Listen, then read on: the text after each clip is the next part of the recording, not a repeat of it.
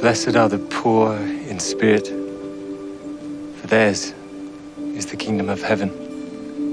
Blessed are they that mourn, for they shall be comforted. Blessed are the meek, for they shall inherit the earth. Blessed are they which do hunger and thirst after righteousness, for they shall be filled. Blessed are the merciful, for they shall obtain mercy.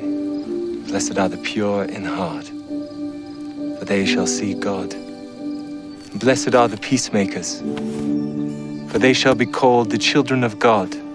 Blessed are they which are persecuted for righteousness' sake, for theirs is the kingdom of heaven.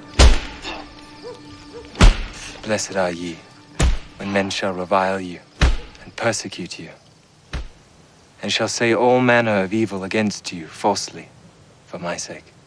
Rejoice, and be exceeding glad, for great is your reward in heaven.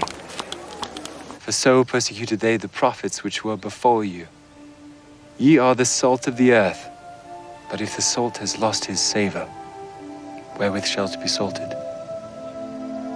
It is thenceforth good for nothing, but to be cast out and to be trodden under foot of men.